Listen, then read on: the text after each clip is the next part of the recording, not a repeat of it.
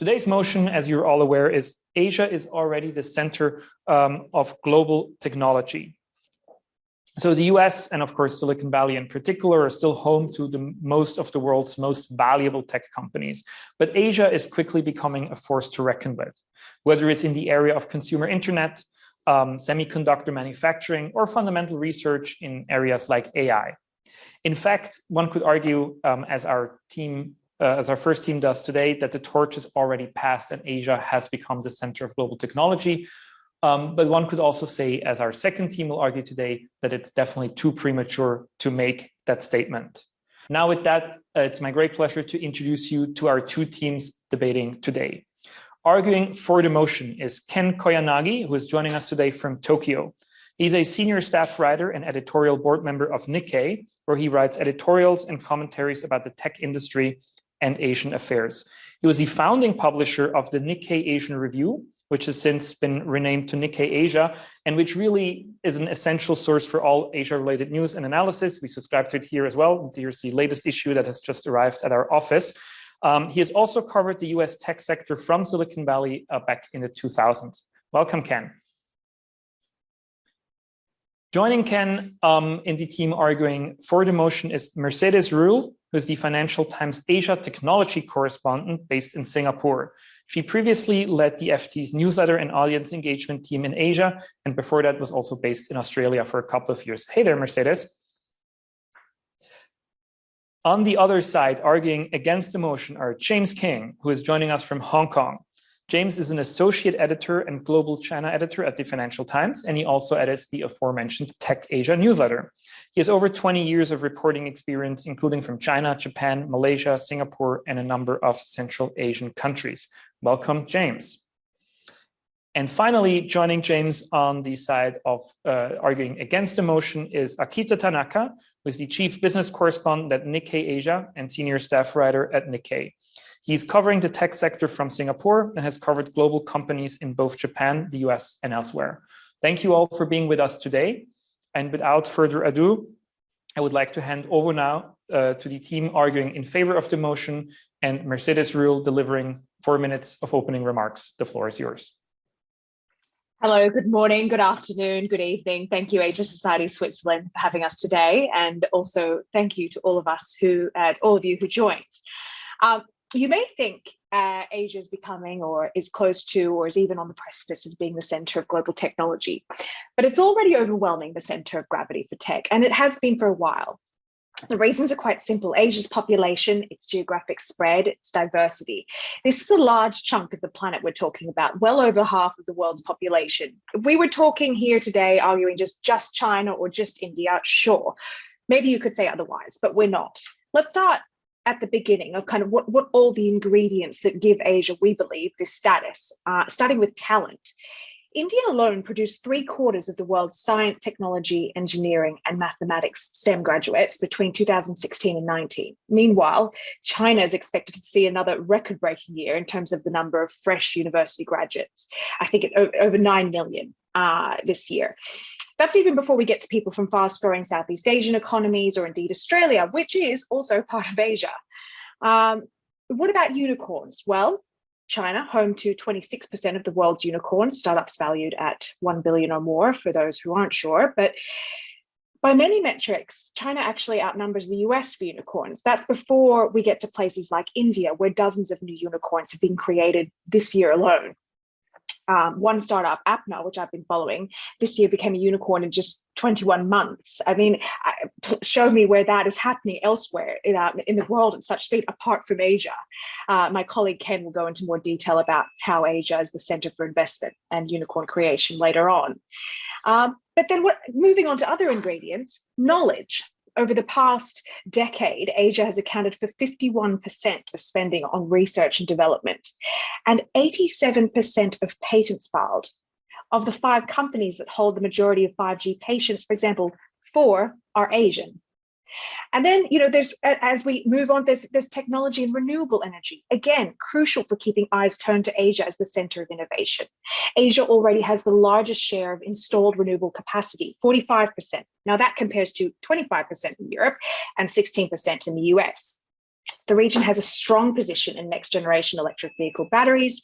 I mean, China is the world's biggest market for EVs. And I think what's important as well is like taking a step back, those are the ingredients. I think current tech challenges have reminded us of Asia's centrality. Take the global chip shortage. Certainly, it's well documented some Asian economies are finding it a challenge to catch up in areas such as semiconductor design or operating system software.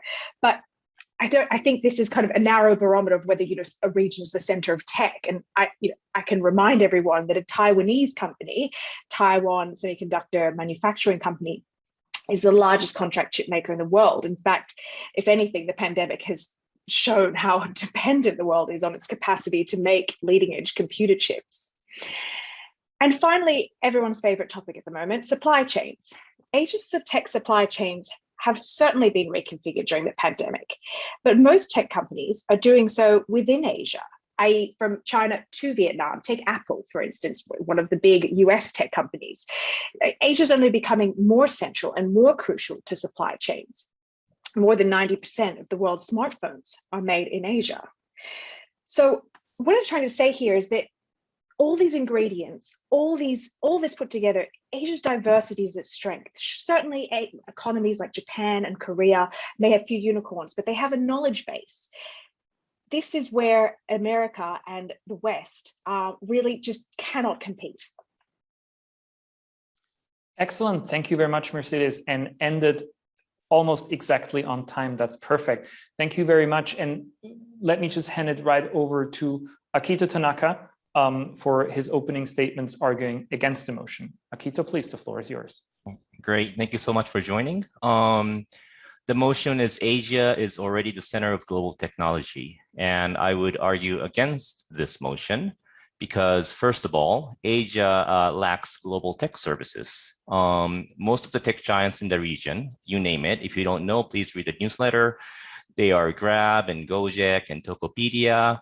And most of the internet companies in China, you may know, Alibaba, Tencent, and Baidu, and whatnot, they all serve either domestic or regional markets, right? And one exception to this may be TikTok, which is operated by ByteDance. TikTok, you all should know, but that's pretty much it. So there are very few global tech companies in Asia at this moment, making it hard to say that it is already the center of global technology.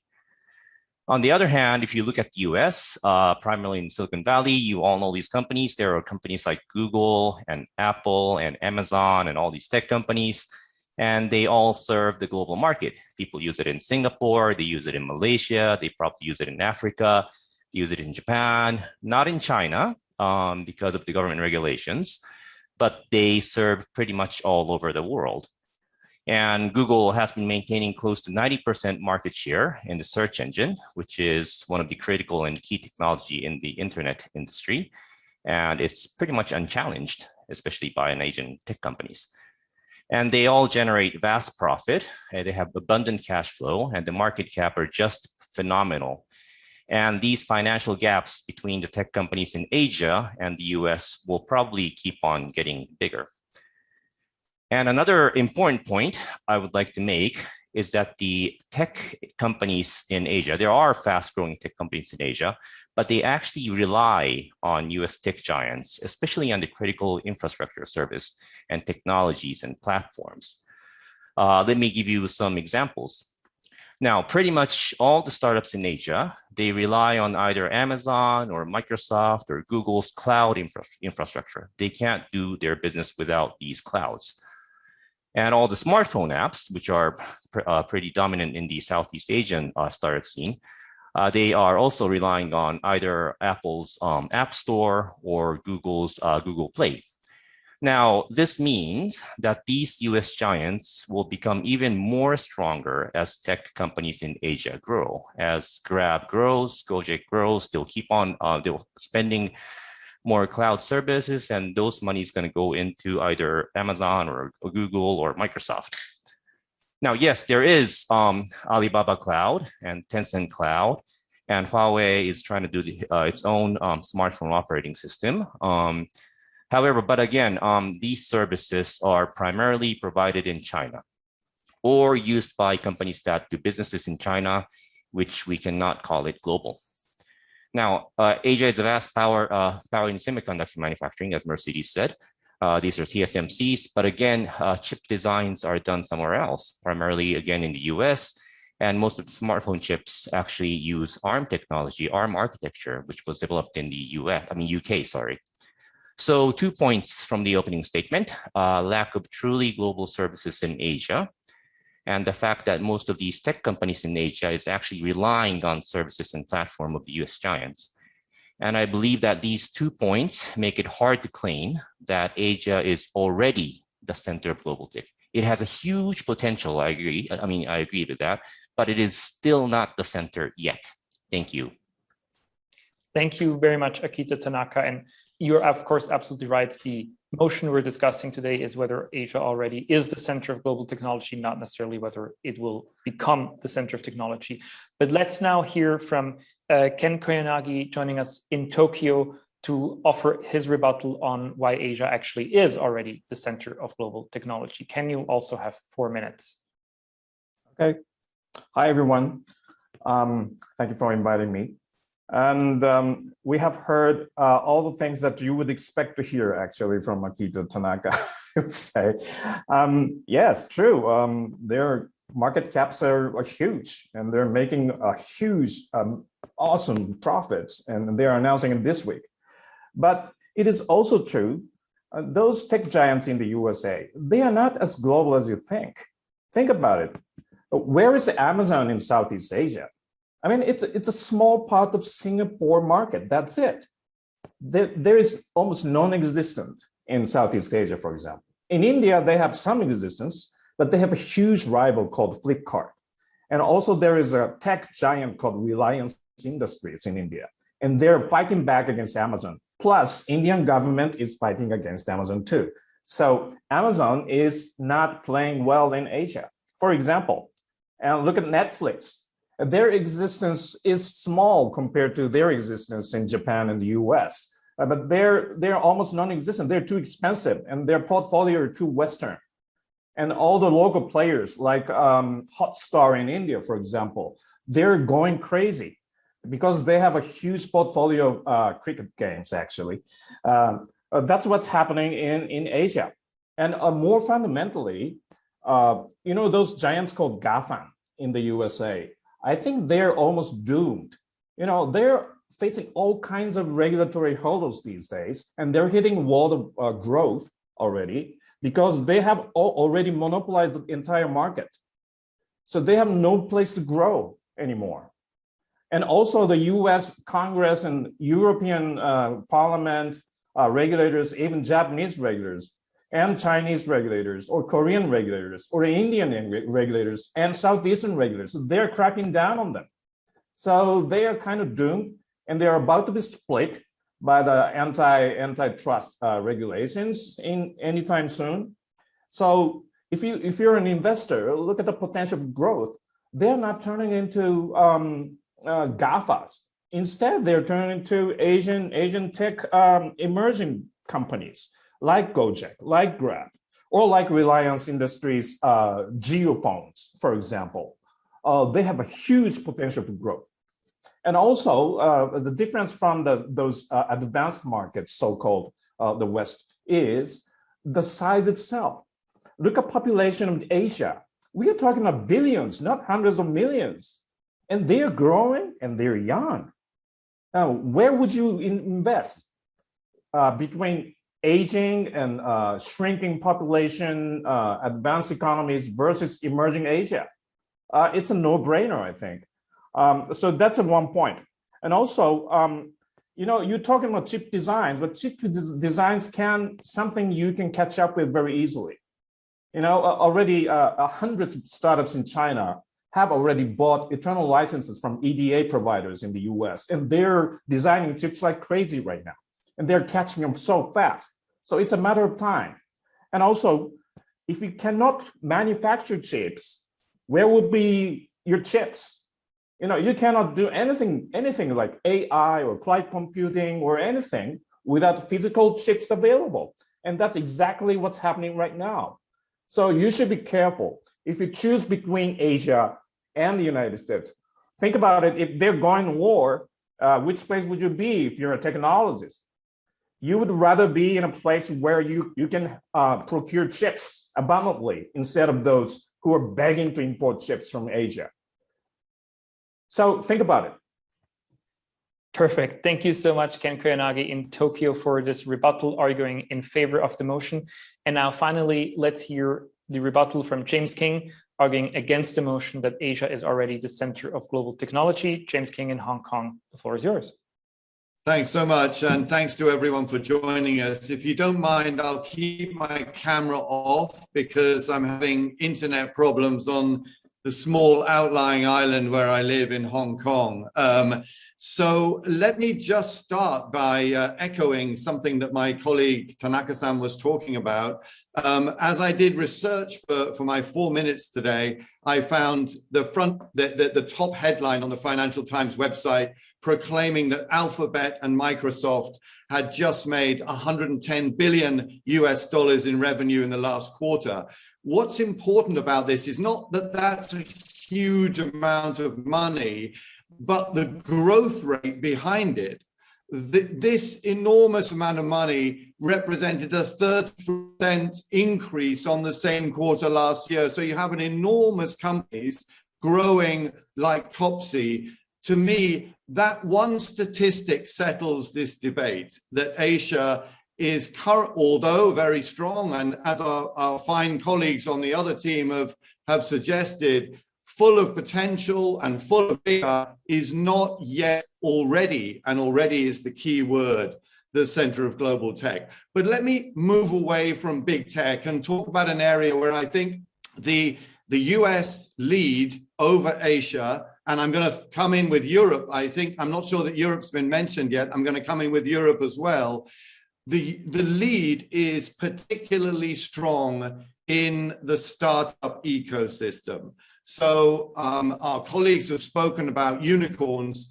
Let me give you some numbers. There are different lists, of course, but I'm taking CB Insights, which is a very reputable counter of unicorns around the world. There are currently 840 or so unicorns. The US has, of this 840, about between 420 and 440. So roughly half of the world's unicorns are to be found in the United States. China, by contrast, has between 160 and 170.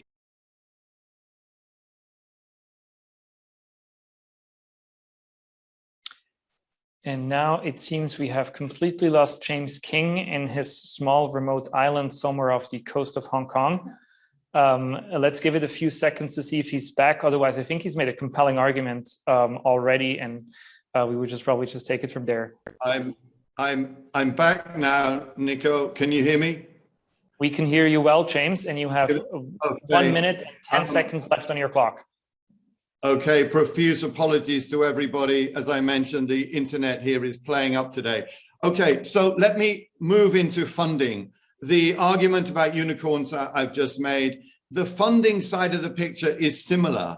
The US is undergoing an unprecedented boom in venture capital. So in the first half of this year, we saw $210 billion US dollars in venture capital in the United States. That was almost 1.5 times the funding levels of last year.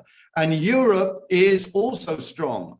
So far, we've spoken mainly about the United States, but let's not forget that in the first half of this year, European startups captured 20% of global capital for startups. That was up from about 13% last year. So you can see that Europe is growing extremely strongly as well. And the last point I'd make is just to echo this issue of Asia's diversity. As we all know, Asia is hugely diverse across geographies, populations, and especially in technology itself.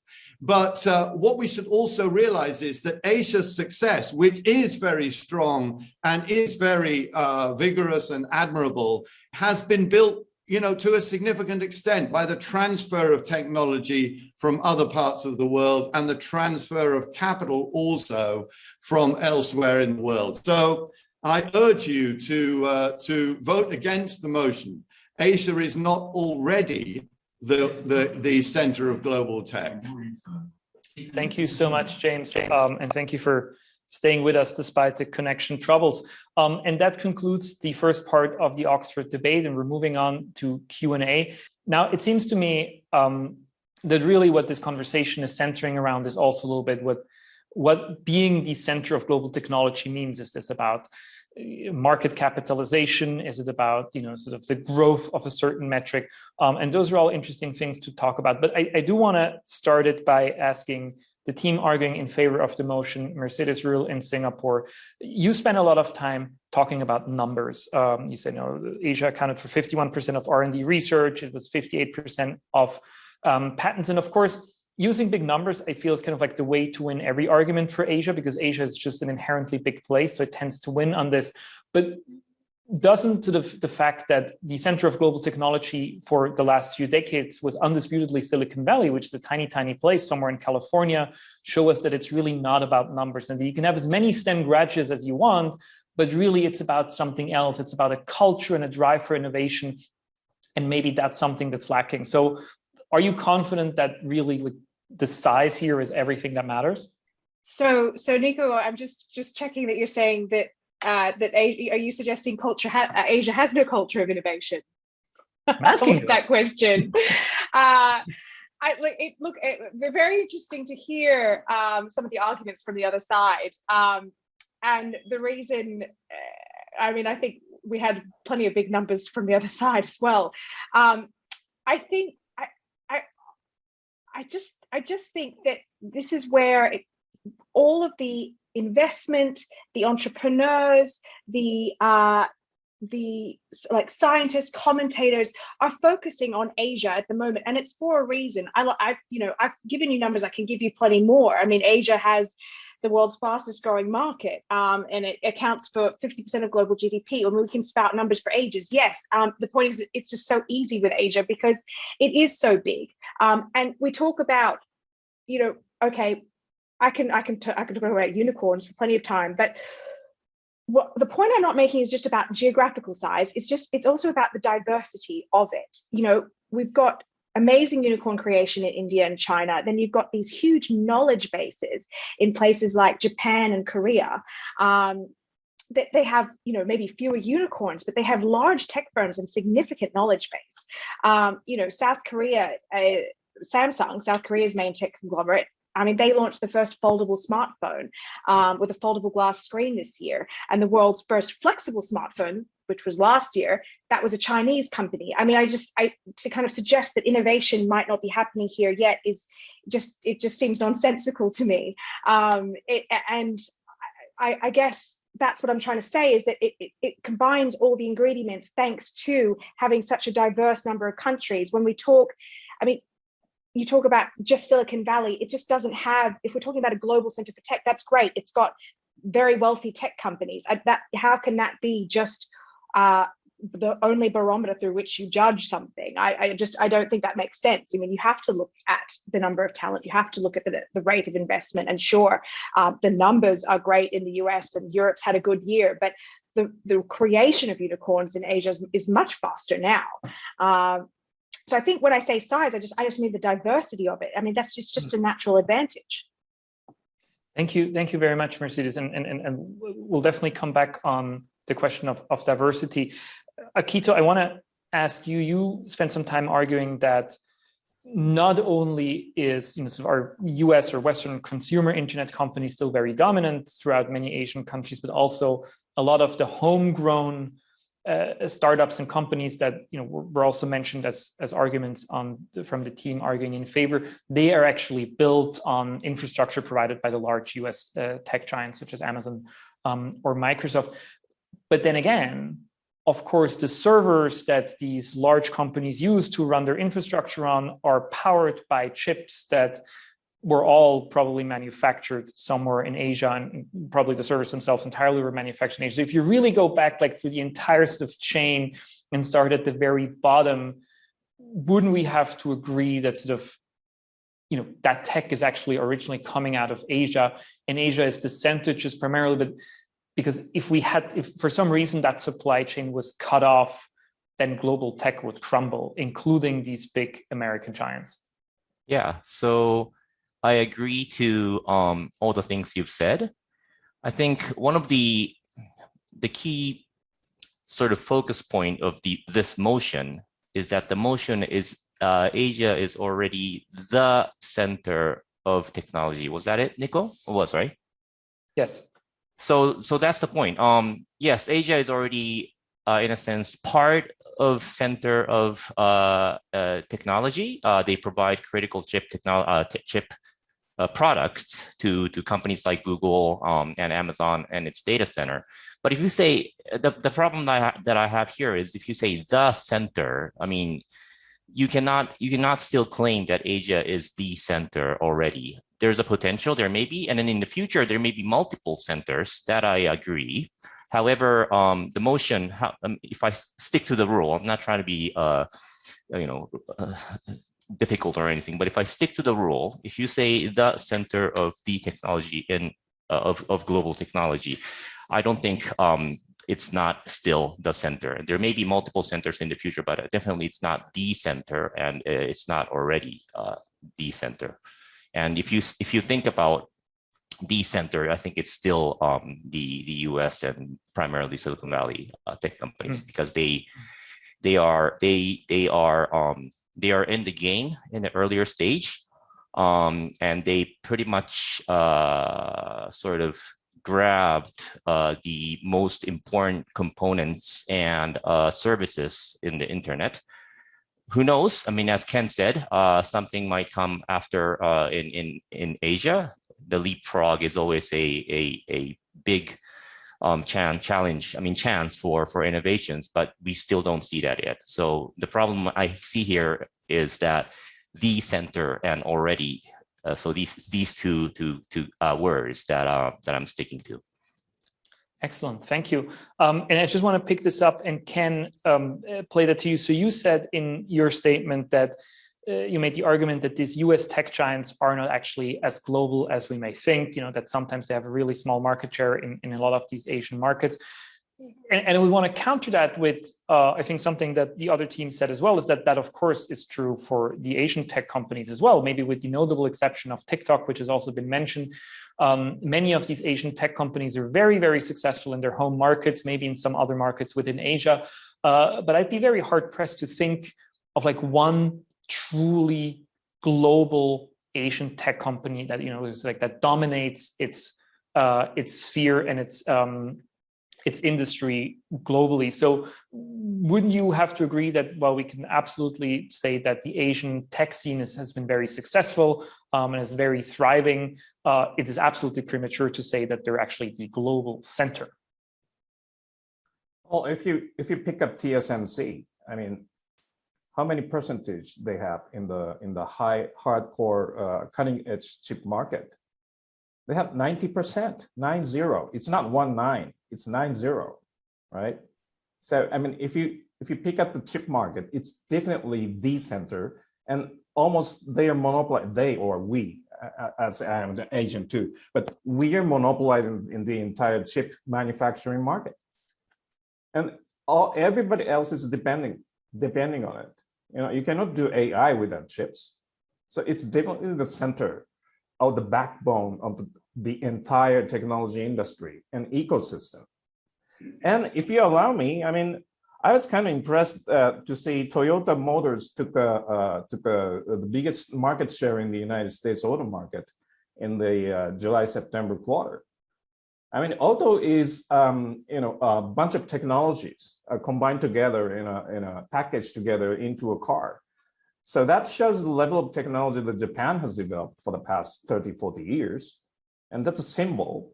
And it's a part of the technology world, automobile. And it's definitely a leader in terms of market cap and market share in the USA, for example. So maybe I am leaning towards manufacturing side a little bit too much, but it's definitely true that we have a huge advantage in the manufacturing side. It is true, cloud computing, we don't see any global player yet, but I see a huge potential in Reliance Industries, for example, in India and other players. And if you think the center means the center of growth, it's definitely Asia. I mean, I don't think anyone would argue against it.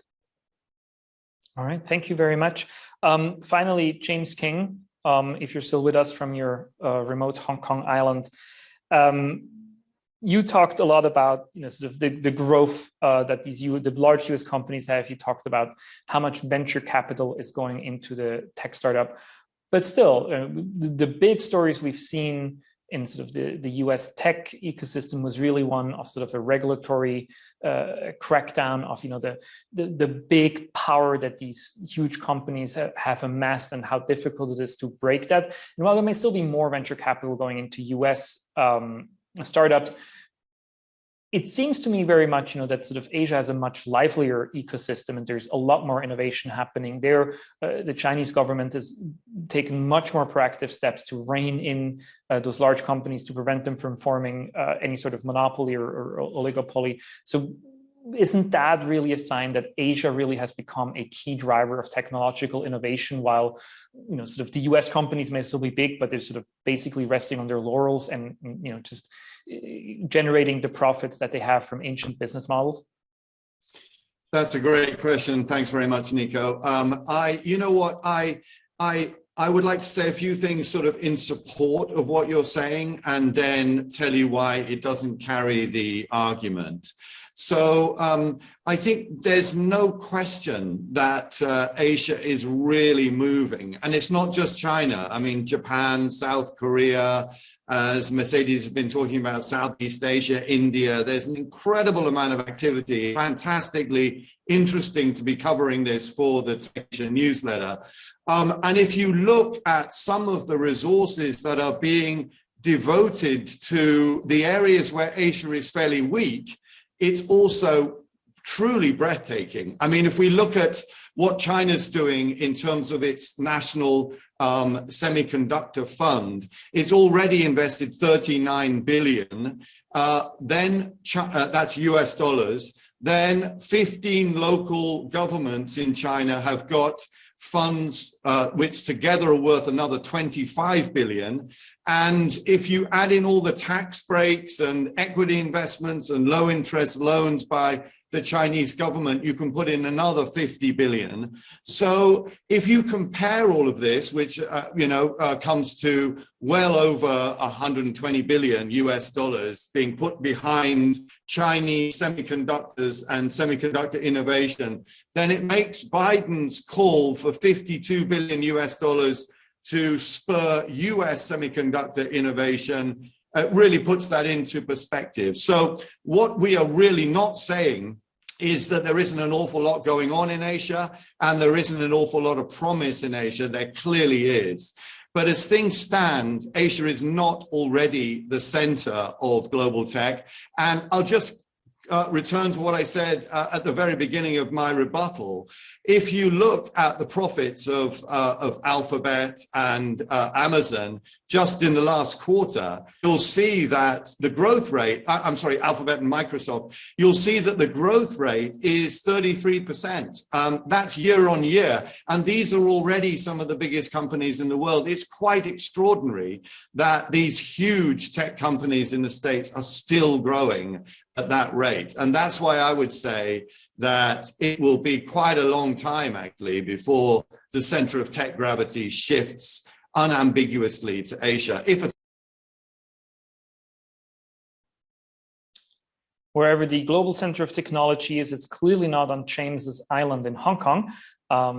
Let's see whether he comes back. In the meantime, I will congratulate him on the very British tactic of agreeing with me to prove that I'm wrong. That was expertly done. Thank you, James. Is he back? He's still on, but we can't hear him. Let's wait for James to come back. Nico, I'm back. There he is. I'm back. Thank you. Thank you for that. Yeah, my British upbringing was showing through there. But and apologies to everybody. I don't know how much of my argument you heard, but anyway. Thank you very much. We only have a few minutes left in this Q&A, so I want to open this up to the audience.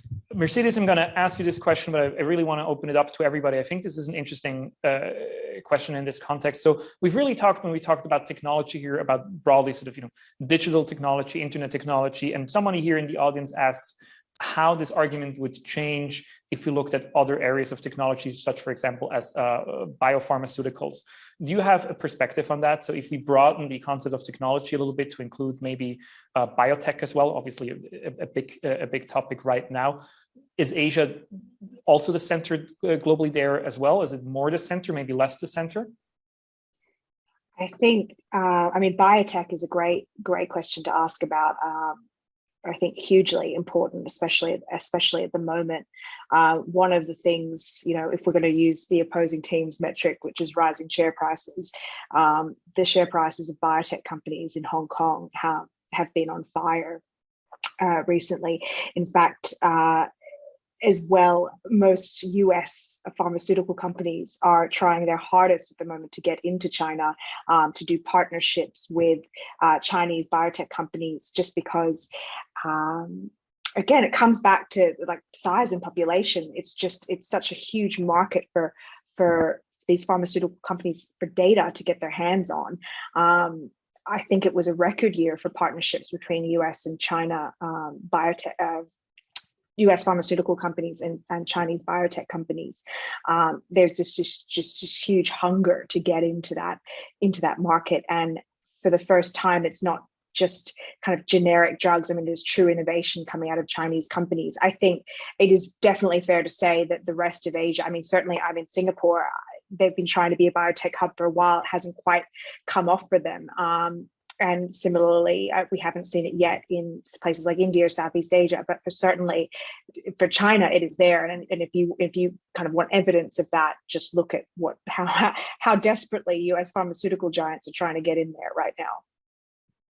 Thank you very much. Let me actually move on to other audience questions, because there's quite a few interesting ones coming in. So there's one question, Akito, that I would want to ask you about China's Belt and Road push. So you and James argued that Asia is not yet the center of global technology, but we are seeing and have seen this big Belt and Road initiative, which at the beginning was very strongly focused, of course, on actual physical infrastructure like roads and bridges and whatnot. But more and more, there's a digital component to it. And what I find so fascinating about the Belt and Road is really that it kind of has the potential and this implicit idea of rolling out tech standards, right? So if you are a recipient country of the Belt and Road, then it's just a very high chance that eventually we'll actually adopt Chinese-made technology and Chinese-made technology standards. So isn't the Belt and Road a good argument that sort of, the next sort of set of global technology standards that will be adopted by a huge part of the world will originate in Asia and more specifically China? Yeah, sure. Belt and Road is a highly political issue, so I will try to stay away from that, because we're talking about technology. And I think you're truly right. If you look at countries like in Africa, Alibaba is investing a lot. In fact, I think one of the handset maker there is from China, and they have a huge market share in Africa. However, again, we can't call that the center of the global technology yet. And then if you look at the pandemic situation, so we got into a pandemic, and then suddenly everybody's online, everybody's using Zoom. Again, this is a US company, and this is not Google or Facebook or whatnot. It was there, but it was a relatively young company. So, and if you're talking, sorry, I'm kind of derailed a bit, but yes, there will be. I think there will be a tech division between the Chinese sort of initiative and the U.S.-centered initiative. However, that may sort of take some market off the U.S. tech companies, but I don't think it will be the center. I think the center, or the majority at least, call it a center, will stay in the Western or the US-centered technologies. Thank you very much. We have time maybe for one last very short question and answer. Ken Koyanagi, I want to put this to you. This also came in from the audience. So we've briefly addressed before sort of the recent crackdown on different parts of the tech industry in China. There are many possible reasons why this is happening. To which extent do you think this will actually hamper China and by extent Asia's ability to become a more dominant force in technology? It seems like the Chinese government sort of is prioritizing other things than becoming a global tech leader in exercising these crackdowns. Yeah, I think every so-called democracy advocates around the world are expecting that Chinese authority would crush the Chinese tech industry. And I'm sorry, but it's not going to happen. I mean, they're not so stupid. I mean, it's golden eggs. I mean, and they're growth drivers of Chinese economy for the past 20 years. And those people who were educated in the US and went back to China and started up all those great companies. Look at Robin Li, who founded Baidu. So I think they continue to nourish those cycle of talents. Education somewhere abroad, or recently they're brought up in home universities, and then start up new tech companies. And they are cherishing those cycles. And I don't believe they are going to crush just because of their communist agenda. They are not so naive. They have more a delicate plan to regulate how those so-called capitals grow, so that they cannot grow too big. But at the same time, they keep nourishing those technology industry growth. Yeah. And that's proven for the past 20 years. And that those communist leaders are very, very smart in controlling those growth and regulation put together in the society. Thank you very much. And that already brings us to the last part of today's debate, which are closing statements from each participant. And we'll do these in the exact same order than we did the opening statements, which means Mercedes Ruehl in Singapore, you get to go first, and you have 2 minutes to make your final arguments on why participants here should vote in favor of today's motion, which is Asia is already the center of global technology. Thank you. Look, and great questions from the audience. I think that what I would just quickly echoing what Ken was just saying. I mean, I spoke to a venture capitalist in China this week who was overjoyed at the crackdown because he finally has all these startups that can actually be competitive and can grow a lot faster because they're not dealing with huge behemoths like Alibaba and Tencent totally locking up the market. He thought it was actually a great thing for the tech industry. We've had a lot of kind of arguments. I think one of the clearest ones for me from the opposition was just kind of talking about profits and the kind of rate of growth. I mean, that's well and good. Sure, they're incredible numbers. Tesla 1 trillion, although a lot of Tesla's good numbers is because of how well it's doing in China. I would just say that I be interesting to see if that's a similar argument when stock markets are no longer going up, because what goes up must come down, and that will hit the share prices of some of these companies. So as my colleague Ken detailed, Asia is the center of startup funding investment. This is where people are looking for the new big ideas. It's 90% of the world. 2.4 billion new middle class are in Asia. These are huge consumers of tech. They're creators of tech. It seems to me just a no-brainer that this is where the center of gravity is. Where else could it really be? There are a few pockets, Israel, Silicon Valley, yes, but if you want to look, where is everyone looking for what's going on? It's Asia. Your iPhone that you're using to listen in, your Samsung screen you're watching this on, it's all Asia. So a bunch of big money being raised by tech companies in the US hardly makes it the center of global tech still. I'm going to leave you with one of the biggest stories at the moment. For all the focus on this year's tech regulatory crackdown in China, this month the FT brought us a major scoop on China testing nuclear-capable hypersonic missiles. I mean, the US government scientists are struggling to understand that capability. It joins two different technologies in ways that render US missile defenses as obsolete. I mean, we need to stop thinking that Asia is still catching up and it's nice, it's close to being the tech center. The world is trying to catch up to Asia. All right, thank you so much for that closing statement. Let's move it right along to the team arguing against the motion. Akito Tanaka, you're first. Yes, thank you. So again, I will stick to my argument. If the discussion was, will Asia be the center of technology? I would say yes.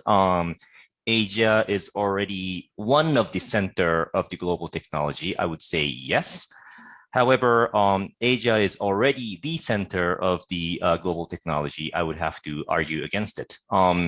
I totally believe, I am in Singapore and I'm writing about Asian tech pretty much every day. It's an amazing leapfrog market. If you look at the fintech, there are so many people who doesn't even own a bank account, but they actually have one of the most advanced financial services in the world, and which is really great.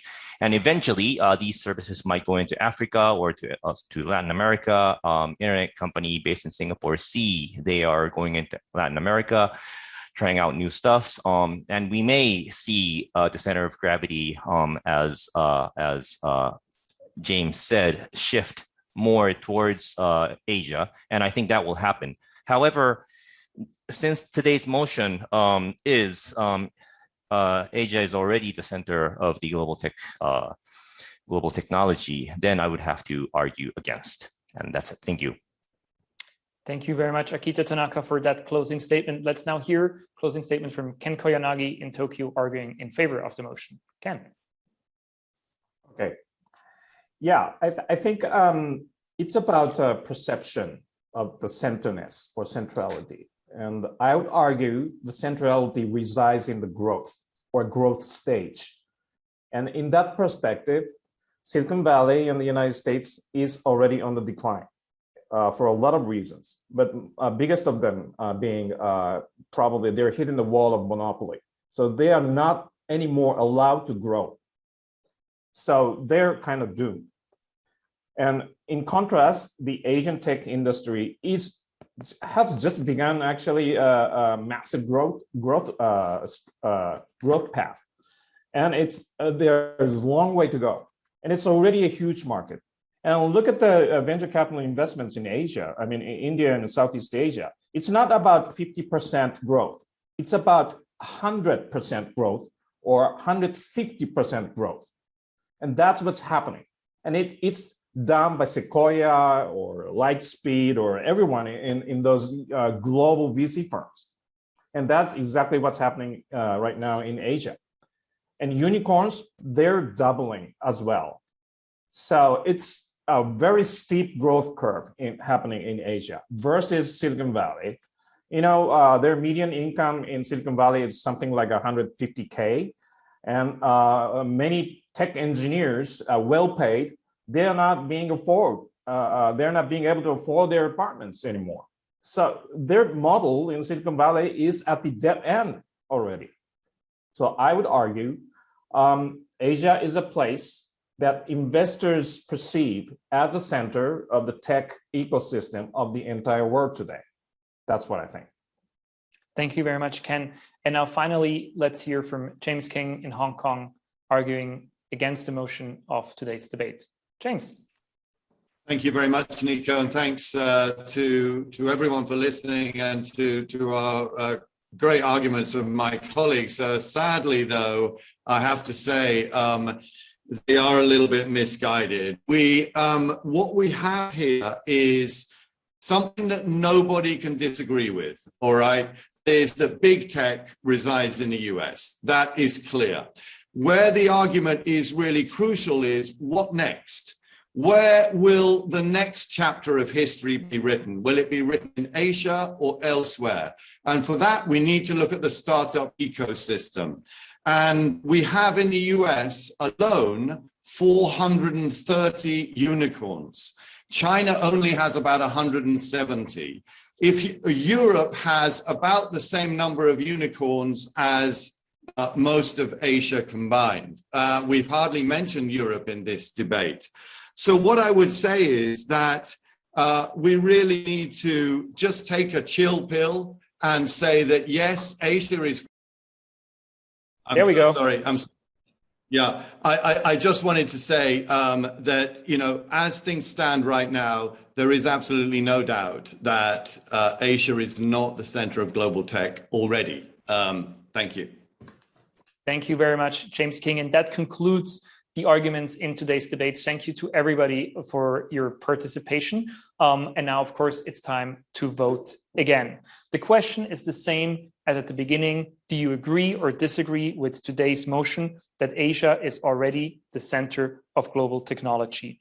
Please vote yes if you agree with the motion, vote no if you disagree with the motion, and choose I don't know if you're still unconvinced. And I'm now told that we have the results of today's debate ready. So in the first poll, 44% agreed with the motion and 40% disagreed, whereas in the second poll, only 33% agreed with the motion and 62% disagreed. This is a change of -11% for the team arguing in favor and plus 22% for the team arguing against the motion. Akito Tanaka and James Kynge, this means you have officially won this Oxford debate. Congratulations to you. Congratulations, of course, also to the other team for arguing well. This was fantastic. Thank you very, very much. And thank everybody here in the room in Zurich, as well as online, for joining us, for your great questions and for voting. This has been, again, a tremendous amount of fun, and we hope to see you again very, very soon. Take care. Goodbye.